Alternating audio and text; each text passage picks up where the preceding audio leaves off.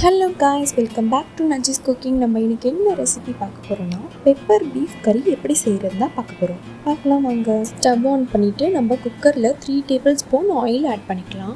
Next நம்ம பட்டை, ஏலக்காய், லவங்கம் இல்ல ஒரு ரெண்டு ஆட் பண்ணிக்கலாம். 2 பெரிய வெங்காயம், 2 தக்காளி, கொத்தமல்லி, கருவேப்பிலை இதெல்லாம் கட் பண்ணி எடுத்து வச்சிருந்தேன், அதை ஆட் பண்ணிக்கலாம். ஃபர்ஸ்ட் ஆயில் நல்லா ஹீட் ஆனதும் நம்ம இப்போ கருவேப்பிலை ஆட் பண்ணிக்கலாம். கூடவே கட் பண்ணி எடுத்து வச்சிருந்தேன் வெங்காயமும் ஆட் பண்ணிக்கலாம். இதையே நம்ம குக்கரில் செய்கிறோன்னா பீஃப் நல்லாவே வெந்திருக்கும்.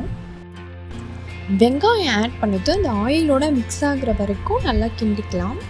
இப்போ நான் 1 டேபிள்ஸ்பூன் சால்ட் ஆட் பண்ணிக்கிறேன். ஏன் நம்ம தக்காளி போடுறதுக்கு முன்னாடி சால்ட் ஆட் பண்ணுறோன்னா வெங்காயம் நல்லா குக் ஆகுறதுக்கு தான் நம்ம அப்படி ஆட் பண்ணுறோம். கட் பண்ணி எடுத்து வச்சுருந்த தக்காளி ஆட் பண்ணிக்கிறேன். தக்காளி ஆட் பண்ணிவிட்டு நல்லா கிண்டி விட்டுக்கலாம். இப்போது இஞ்சி பூண்டு பேஸ்ட்டு 2 டேபிள்ஸ்பூன் ஆட் பண்ணிக்கிறேன். நம்மளுக்கு நல்ல ஒரு ஃப்ளேவர் கிடைக்கும். நல்லா கிண்டி விட்டுட்டு இப்போது மல்லித்தூள் 2 டேபிள்ஸ்பூன் ஆட் பண்ணிக்கிறேன். நெக்ஸ்ட்டு மிளகாத்தூள் 2 டேபிள்ஸ்பூன், அதுக்கப்புறம் மஞ்சத்தூள் 1 டேபிள்ஸ்பூன் ஆட் பண்ணிக்கிறேன். மசாலாஸ்லாம் வெங்காயம் தக்காளியோட நல்லா மிக்ஸ் ஆகுற வரைக்கும் கிண்டிக்கோங்க. 1/2 kg பீஃபை நம்ம வாஷ் பண்ணி எடுத்து வச்சுருக்கோம், அதை இப்போ நம்ம ஆட் பண்ணிக்கலாம்.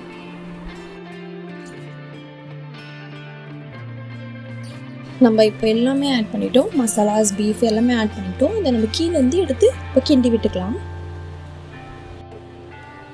மசாலாஸ் கூட பீஃப் நல்லா செட் ஆகிற வரைக்கும் கிண்டிக்கலாம். இப்போவே நம்மளுக்கு ஒரு நல்ல ஒரு ஃப்ளேவர் வர ஸ்டார்ட் ஆகிடுச்சு.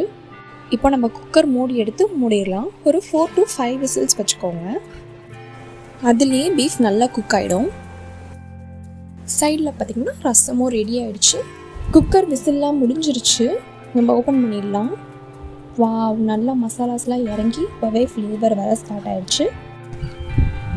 கறியும் நல்லாவே குக் ஆகிடுச்சு. இப்போ நம்ம இதை கடாய்க்கு சேஞ்ச் பண்ணிட்டோம். பெப்பர் 2 டேபிள்ஸ்பூனும் ஜீரகத்தூள் 2 டேபிள்ஸ்பூனும் ஆட் பண்ணிக்கிறேன். இப்போ நம்ம அதை நல்லா கிண்டிக்கலாம். நெக்ஸ்ட்டு ஒரு 2 மினிட்ஸ்க்கு அப்படியே விட்டுருங்க. ஆயிலெலாம் நல்லா மேலே அப்படியே பிரிஞ்சு வரும். பார்த்திங்கன்னா உங்களுக்கே தெரியும் ஆயிலெலாம் எப்படி மேலே பிரிஞ்சு வந்திருக்குன்னு பாருங்கள். பார்க்கவே செம்மையாக இருக்குல்ல. டேஸ்ட் பண்ணால் இன்னும் சூப்பராக இருக்கும். இதே மாதிரி நீங்களும் கண்டிப்பாக ட்ரை பண்ணுங்கள். அவ்வளோதான், இப்போ ஃபுல்லாகவே ரெடி ஆகிடுச்சு. நெக்ஸ்ட்டு நம்ம கொத்தமல்லியை கொஞ்சம் கொஞ்சமாக ஆட் பண்ணிக்கலாம்.